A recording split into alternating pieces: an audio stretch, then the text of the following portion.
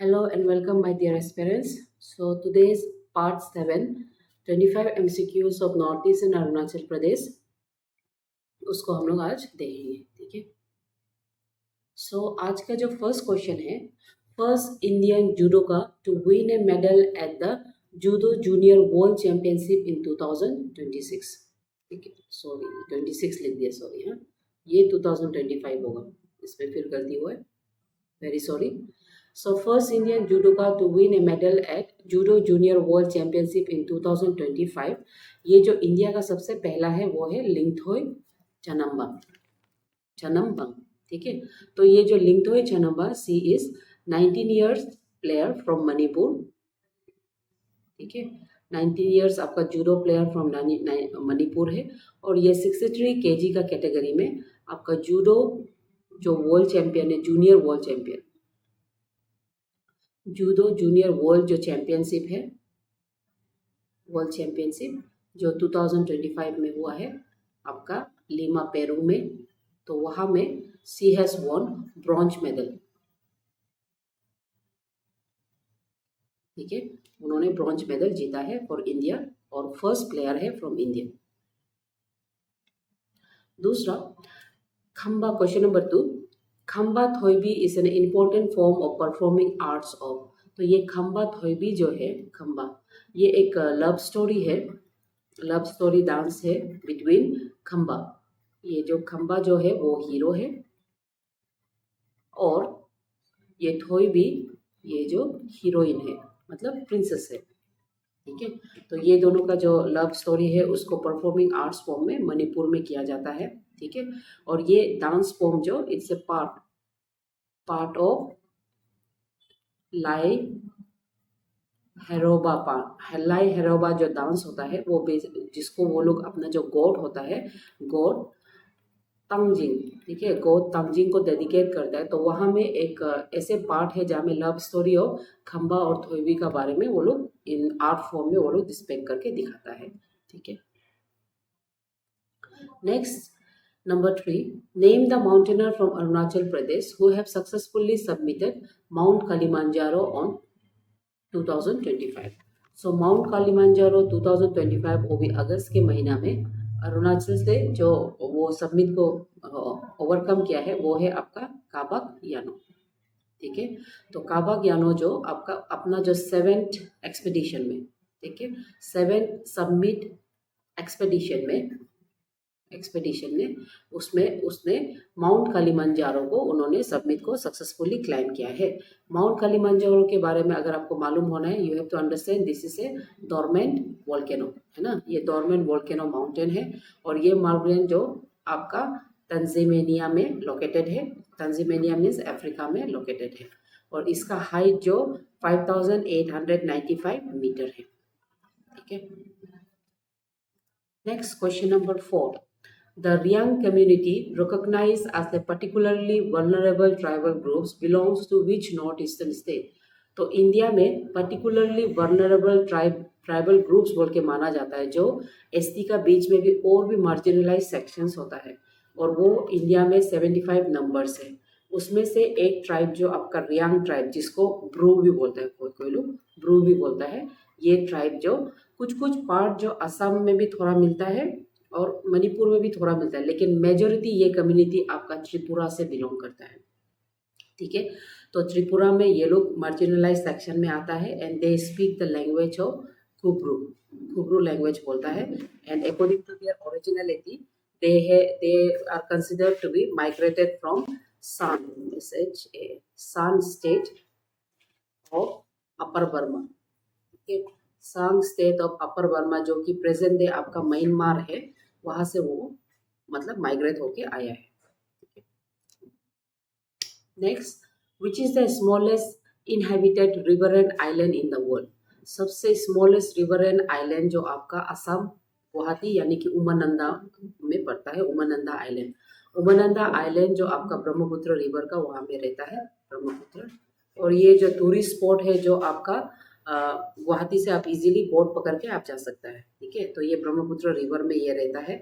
Okay, और ये smallest inhabited रिवरन island है और यहाँ का जो पॉपुलेशन है वो ज़्यादातर लोग प्रीस लोग होता है। प्रीस मतलब यहाँ का यहाँ में ईच होती है, प्रीस लोग यहाँ में हैबिटेट है, हैबिटेट। ठीक है, और इसके अलावा ये जो आइलैंड है इसको ऊपर से देखने से it look like a peacock, ये ऐसे पीकॉक जैसे दिखता है, लाइक दिस पीकॉक जैसे, इसीलिए इसको पीकॉक आइलैंड भी बोलता है। ठीक है, next question number 6, which is the deepest river in the world? So deepest river around the depth with the depth of 380 feet, with the depth of 380 feet, Brahmaputra को हम सबसे डीपेस्ट रिवर मानता है, डीपेस्ट रिवर इन इंडिया। ठीक है, और ब्रह्मपुत्र के बारे में अगर आपको और थोड़ा जानना है बोलने से, ये आपका छिमयुंगडंग ग्लेशियर से इसका ओरिजिनेट होता है। छिमयुंगडंग ग्लेशियर जो कि आपका कैलाश रीजन में है, ये वहाँ से राइज होता है।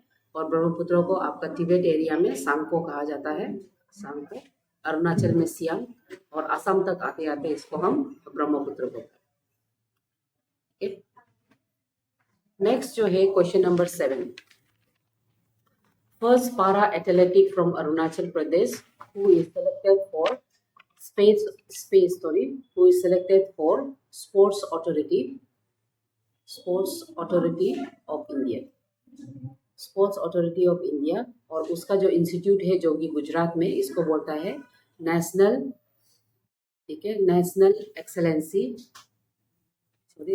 सेंटर फॉर एक्सेलेंसी, ठीक है। स्पोर्ट्स अथॉरिटी ऑफ इंडिया, उसका जो इंस्टीट्यूट है जो गुजरात में है, नेशनल सेंटर फॉर एक्सेलेंसी, वहाँ पे अरुणाचल का फर्स्ट पारा एथलेटिक, उसका नाम है टेंगोंग वांगपंग, और ये जो बिलोंग करता है आपका लोंगडिंग विलेज से, लोंगडिंग डिस्ट्रिक्ट से, ठीक है, लोंगडिंग डिस्ट्रिक्ट से बिलोंग करता है, और इसको मतलब सेलेक्ट किया गया है ये स्पोर्ट्स एकेडमी में ट्रेन करने के लिए। इसको इसलिए सेलेक्ट किया है बिकॉज रिसेंटली उन्होंने 2 गोल्ड मेडल हासिल किया था, 2 गोल्ड मेडल आपका 7th इंटरनेशनल पारा एथलेटिक, ठीक है, पारा एथलेटिक जो कि चैंपियनशिप 2025 में हुआ है, वहाँ में 2 गोल्ड मेडल उन्होंने मिला है। उसके लिए उसको सेलेक्ट करके ये इंस्टीट्यूट भेजा जा रहा है। Next question number 8, Brachioporus canadi, a recent discovery in Arunachal Pradesh by Biological Survey of India East End. So recently आपका वेस्ट कमिंग में जो सर्वे है, बोटानिकल सर्वे का जो बोटनिस्ट ग्रुप है, ठीक है, दे हैव डिस्कवर्ड एक लार्ज फ्रूटिंग बॉडीज जो कि एक फंगस है, ठीक है, एक लास्ट फ्रूटिंग बॉडीज, एक मशरूम बॉडी उन्होंने डिस्कवर किया है। ये mushroom body is around 3 metre in wide, बहुत बड़ा, और अगर लेंथ में बोलने से 10 सेंटीमीटर मतलब लेंथ बड़ा है, और 3 मीटर वाइड है, ठीक है, और उसका इतना कैपेसिटी, ये फ्रूटिंग बॉडी का कैपेसिटी है कि एक आदमी का वजन ले सकता है, ठीक है, मैन का वेट ले सकता है, इतना बड़ा है ये फ्रूटिंग बॉडीज। ओके, सो वो जो बेसिकली जो फाइंड किया है वो एक मशरूम है, और मशरूम जो आपका फंगस फैमिली में बिलोंग करता है, और इसमें जो नाम है कनाडी, ये कनाडी जो वहाँ का जो माइकोलॉजिस्ट, ठीक है, माइकोलॉजिस्ट जिसका नाम है कनाड दास, जो इसको डिस्कवर्ड किया है, उसका नाम में, उसका ऑनर में इसको रखा गया है, ठीक है। और दूसरा, फंगस का स्टडी को माइकोलॉजी बोलते हैं, उसको भी याद करना है, ये क्वेश्चन कभी कभी दूसरा सेक्शन में भी पूछा जाता है। माइकोलॉजी स्टडी ऑफ फंगस, ठीक है, और मशरूम एक फंगस का फैमिली में बिलोंग करता है। नेक्स्ट जो है, Tropic of Cancer passes through which north eastern state? तो ट्रॉपिक ऑफ कैंसर जो नॉर्थ ईस्टर्न स्टेट से 2 स्टेट से पास होता है, वो है त्रिपुरा और मिजोरम से, इसलिए ऑप्शन डी है। तो त्रिपुरा से अगर हम बोलेगा तो ये जो आपका उदयपुर जो है, वहाँ का जो सिटी है उसका बहुत नज़दीक से जाता है, और मिजोरम में ये चंपाई, ठीक है, वहाँ से चंपाई जो डिस्ट्रिक्ट है, वहाँ से वो चंपाई डिस्ट्रिक्ट से वो पास करता है, और मिजोरम जो लास्ट है, जो इंडिया का स्टेट में लास्ट मिजोरम पड़ता है, और वहाँ से वो ट्रॉपिक ऑफ कैंसर जो एग्जिट करता है। उसके बाद question number 10, The Shraddhanjali scheme is an initiative of the Assam government to ensure, सबसे पहले, compulsory primary education for the girl child, to honor the freedom fighters of the state, dignified return of the bodies of those who died outside the state, और the all of the above. तो इसमें ये श्रद्धांजलि scheme अब recently 2000 मतलब 2025 में अक्टूबर का ही month में आपका जो असम गवर्नमेंट का जो चीफ मिनिस्टर है उन्होंने अनाउंस किया है। ये एक ऐसा स्कीम है जहां में dignified return of the bodies of those who died outside the state, उसके लिए ये स्कीम में जब कोई अपना बाहर में मर जाता है तो वो लोग का बॉडी को लाने में बहुत एक्सपेंसेस होता है और समटाइम पीपल नहीं सकता है, स्पेशली जो कॉमन बैकग्राउंड से है। तो ये स्कीम के थ्रू गवर्नमेंट उसको डिग्निफाइड वे में वो बॉडीज को रिटर्न करके स्टेट में अपना ही होम टाउन में बरी करने का इनिशिएटिव लिया गया है। ठीक है, लेकिन ये श्रद्धांजलि स्कीम का अंदर में गवर्नमेंट हैज अनाउंस की जो वेल टू डू फैमिली है वो कभी इसका अंदर में एनरोल नहीं होता है, only for those marginalise and backward sections of the people जो इकोनॉमिकली बैकवर्ड है उसके लिए। Next question number 11, who has recently been conferred with Sant Ishwar Samman. तो सन ईश्वर सम्मान ऑफ 2025 ये दिया गया है आपका कातंग, यहाँ में सॉरी ये नाम को थोड़ा गलती लिख दिया है, फिर से टाइप इस ह्यूमन एरर आप मान के चलिए, कातुंग वागी। ठीक है, कातुंग वागी को ये अवार्ड दिया गया है। कातुंग वागी आपका निशी का one of the most well known and Pioneer मतलब सॉरी एग्जाम्पलरी इंडिविजुअल है। ये ही इज PWD का ये चीफ इंजीनियर है। ठीक है, सो ये जो सम्मान है उसको क्यों दिया गया है, for his efforts.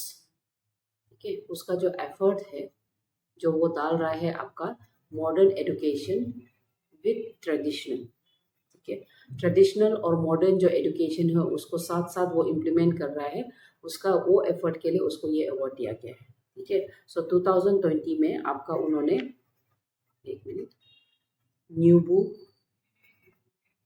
Ngugang, I can't pronounce this properly, sorry, Nyubu Nugang Yarko. ठीक है, ये एक रंग में ये स्कूल खोला गया है जहाँ में ट्रेडिशनल एजुकेशन मॉडर्न एजुकेशन के साथ ट्रेडिशनल वैल्यू को सिखाया जा रहा है। इसके अलावा अभी ये फिलहाल ओट्री डिस्ट्रिक्ट में खोल गया है, जैसे कि कई पंयोर में, उसके बाद बासर यानी कि लपराडा में, बासरदारी लिख रहे हैं हम, उसके बाद सियांग में। ठीक है, तो ये जो संत ईश्वर सम्मान ये एक ऐसे सम्मान है जो 2015 से स्टैब्लिश किया गया था और यहाँ में जो इंडियन कोर वैल्यूज़ को जो बढ़ाता है, जो एफर्ट डाल के उसको आगे ले जाता है, वो लोग को एक रिकग्नाइजेशन अवार्ड दिया जाता है। So next is the major river that runs through Namdapha National Park. So Namdapha National Park से जो मेजर रिवर है वो है Noa Dihing. Noa Dihing one of the major tributaries of Brahmaputra river है। ठीक है, तो ये भी मेजर ट्रिब्यूटरीज है आपका ब्रह्मपुत्र रिवर का होगा। और ये जो आपका नोहा दिहिंग जो कम्प्लीटली नामदफा नेशनल पार्क का बीच से ही जाता है और इसका ओरिजिन अगर हम देखें ओरिजिन ठीक है, तो इसका ओरिजिनेशन जो ये पटकाई रेंज, पटकाई, ठीक है, पटकाई रेंज से इसका ओरिजिनेट होता है जो कि आपका इंडो म्यांमार का रेंज का बीच से निकलता है और यहाँ से इंडो म्यांमार का बीच में इसका इम्पोर्टेंट और है चौकन पास। ठीक है, ये चौकन पास को भी पूछा जा सकता है एग्जाम में। और दूसरा ये रिवर का इम्पोर्टेंस क्या है, यहाँ में क्रिटिकली एंडेंजर्ड, यहाँ पे क्रिटिकली एंडेंजर्ड जो बर्ड है white bellied heron, one of the world's tallest heron, tallest heron, white bellied heron यहाँ पे पाया जाता है। Question number 13, name the dedicated NSS volunteer from Rajiv Gandhi University who was conferred with My Bharat NSS Award 2025। तो NSS का माई Bharat NSS award जो recently आपका राजा बसुमतारी को दिया गया है। ठीक है, ये वो वॉलंटियर है फ्रॉम राजीव गांधी यूनिवर्सिटी का NSS वॉलंटियर है जो बहुत सा contribution for the welfare of the society किया है। करीबन 28 ब्लड डोनेशन कैंप उन्होंने रखा है, ब्लड डोनेशन कैंप। ठीक है, उसके अलावा 10 हेल्थ कैंप वो ऑर्गेनाइज किया है। उसके अलावा वो 63 प्लांट सैपलिंग उन्होंने डाला है, सैपलिंग। ठीक है, होगा, तो उसको ये अवार्ड जो प्रेसिडेंट ऑफ इंडिया जो आपका राष्ट्रपति भवन में इसको कन्फर किया गया, दिया गया था होगा। तो ये जो एनएसएस क्या है, फिर अगर उसको देखने से ये आपका नेशनल सर्विस स्कीम है। मतलब ऐसा प्लेटफॉर्म जहाँ में यूथ को चांस मिलता है कि वो सोसाइटी वेलफेयर मतलब कर सके। और इसको 1969 में इसको इस्टेब्लिश किया था as a mark of 100 birth years of Mahatma Gandhi ji. ठीक है, उसको याद रखो। महात्मा गांधी का सेंचुरियन बर्थडे में इसको as a mark to Mahatma Gandhi National Service Scheme को 1969 में इस्टेब्लिश किया गया। Which railway station is said to become India's first 100% plastic recycle station? तो ये जो आपका गुवाहाटी रेलवे स्टेशन है, ठीक है। So Guwahati railway station under the green mission of 2030, ठीक है, उसका अंदर में उन्होंने एक 100% प्लास्टिक रिसाइकल स्टेशन बनाने में वो कम्प्लीटली कामयाब रहा है, ठीक है। और ये जो एफर्ट है ये आपका north frontier railway along with the pollution control, along with the Assam Pollution Control Board and along with आपका local authorized recycle techniques from IIT Guwahati, ठीक है। तो ये तीनों का एफर्ट से ये 100% प्लास्टिक रिसाइकल स्टेशन बनने में कामयाब रहा है, ठीक है। नेक्स्ट जो है, which north eastern state is known as falcon capital of the world. So ये फैल्कन, ठीक है, फैल्कन यानी कि इसका पूरा नाम जो अमूर फैल्कन बोलता है, अमूर फैल्कन। तो ये अमूर फैल्कन इसलिए नाम दिया है क्योंकि ये जो अमूर रिवर का सामने में इसको पाया जाता है, ठीक है। और अमूर रिवर का इम्पोर्टेंस क्या है, ये वो रिवर है जो आपका रशिया को चाइना से सेपरेट करता है, ये याद रखिए, ठीक है। तो एशिया का रिवर है जो रशिया और चाइना को सेपरेट करता है। और अमूर रिवर का अगर स्पेसिफिक जगह बोलने से north eastern part of the Siberia and आपका northern part of the northern China. तो यहाँ पे आपका इसका जो बर्ड है अमूर का ब्रीदिंग प्लेस है, ये ब्रीदिंग साइट, ठीक है, वहाँ में ब्रीदिंग साइट होता है, तो इसीलिए इसको ये बोलता है। और ये एक माइग्रेटरी बर्ड है और इसको लॉन्गेस्ट एवियन माइग्रेटरी बर्ड, ठीक है, covering A distance of 22,000 kilometre, 1000 kilometre. सबसे लॉन्गेस्ट एवियन माइग्रेटरी बर्ड है, 22,000 किलोमीटर वो कवर करता है। और ये जो falcon capital in the world, ये बेसिकली आपका नागालैंड को बोलता है, क्योंकि नागालैंड का जो लेक है नोन एज दोयांग, ठीक है। नागालैंड का ये दोयांग लेक में ये लोग स्टॉप ओवर करता है, जब अपना माइग्रेटरी होता है वहाँ में स्टॉप ओवर करके वो लोग एनुअल माइग्रेटरी सीजन में वहाँ में आता है। और इसीलिए नागालैंड को हम falcon capital of the world बोलता है, ठीक है। Question number 16, match the following north eastern state with their respective nicknames. तो ये जो नेम्स है ये बहुत इजी है ना, क्योंकि अरुणाचल प्रदेश को हम सब जानता है लेन ऑफ द डाउनलिट माउंटेन बोलता है, मतलब ऐसा प्लेस जहाँ में सबसे फर्स्ट सनराइज फॉल होता है। तो ये हो गया आपका ये option. Meghalaya Scotland of the east, इसका जो बहुत ठंडा जो वेदर कंडीशन है उसका वजह से ब्रिटिश इंडिया समय में ब्रिटिश लोग ये जो मेघालय ये नाम को दिया है। और दूसरा मणिपुर ज्वेल ऑफ इंडिया, तो मणिपुर को ये ज्वेल ऑफ इंडिया जो आपका former prime minister Pandit Jawaharlal Nehru, ठीक है, फॉर्मर प्राइम मिनिस्टर नेहरू, उन्होंने ये नाम दिया है क्योंकि ये जो मणिपुर है ये पूरा मणिपुर का मतलब कैपिटल है और यहाँ पे पूरा वैली उसको ऐसे कवर करता है, तो इसलिए वो ज्वेल जैसे दिखता है, that's why jewel of India बोल के नाम दिया गया था। उसके बाद असम ऑब्वियसली ये तो गेटवे है आपका नॉर्थ ईस्ट के लिए, ठीक है। सो आपका ऑप्शन बोलने से ऑप्शन है। Next question number 17, where in India is the largest and the tallest मनु सदन अंडर वे। तो ये जो मनु सदन क्या है उसको आपको पहले मालूम होना है, ठीक है। मनु सदन एक टॉलेस्ट पिलर है, वर्शिप पिलर है, जो कि आपका अरुणाचल प्रदेश का मियाओ में बना रहा है। तो मियाओ में ये जो दिसंबर 2025 तक ये बन जाएगा, ठीक है। और ये जो इसलिए बना रहा है ये वर्शिप पिलर लंबा वाला, वो था कि 42nd है ना, 42nd जो फेस्टिवल है सपाउम योम मनाओ फाओ, ठीक है। सपाउम योम मनाओ फाओ, ये जो फेस्टिवल है ये फेस्टिवल को सेलिब्रेट करना है फरवरी महीना में, ठीक है। फरवरी 2026 में इसको सेलिब्रेट करना है। और इसको अरुणाचल का सिंगपो जो ट्राइब है, one of the major tribe Singpho tribes में इसको सेलिब्रेट करता है, ठीक है। तो ये जो फेस्टिवल क्या है, ये जो सपवांग वांग, ठीक है, ये जो वो लोग का एंसेस्ट्रल जो फोर फादर है उसका नाम है। मनाओ मतलब डांस और फाओ मीन्स फेस्टिवल। तो ये जो सेरेमोनियल डांसिंग फेस्टिवल है ऑनरिंग देयर फोर फादर्स। तो ये फेस्टिवल में मनाओ सदाओ सबसे लार्जेस्ट पिलर वर्शिप पिलर जो अरुणाचल का मियाओ में बना रहा है। मियाओ स्पेलिंग गलती होगी, sorry, AO, okay, thank you. Next question number 18, longest river bridge in India होगा। तो इसको तो आप लोग सब मालूम है, longest river bridge in India वो आपका भूपेन हजारिका ब्रिज है। भूपेन हजारिका सेतु बोलता है, जिसको हम धोला धोलो सदिया, ठीक है, जिसको हम धोला सदिया भी बोलते हैं, ठीक है, धोला सदिया ब्रिज। एंड इसका मतलब टोटल लेंथ जो 9.15 किलोमीटर है। और ये जो आपका ब्रह्मपुत्र रिवर के ऊपर में है होगा।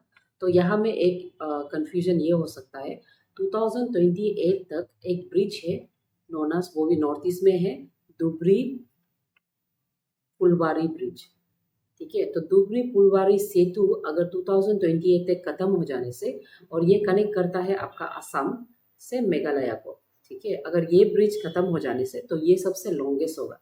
इसका लेंथ इज 19.28 किलोमीटर, ठीक है। अगर कंप्लीट होने से, ये अभी तक कंप्लीट नहीं है, ऑन द वे कंस्ट्रक्शन में है, इसीलिए भूपेन हजारिका सेतु यानी कि धोला सदिया अभी तक सबसे longest river bridge in India है। उसके बाद the highest and the longest by lane tunnel in India, तो ये जो आपका सेलापास टनल है, ठीक है, सेलापास टनल जिसको 13,000 फीट में बनाया है ना, तवांग में, ठीक है। ये जो सबसे highest and longest by lane road है, और इसका ईच टनल जो it's around 2.6 kilometre each tunnel होगा। ये प्रोजेक्ट 2019 में स्टार्ट किया था और 2024 में इसका इनागुरल होके ये फंक्शनल है अभी। उसके बाद question number 20, Muga silk is exclusive to Assam and receive GI tag in the year. Muga silk है ना, मुगा सिल्क यानी कि गोल्डन थ्रेड,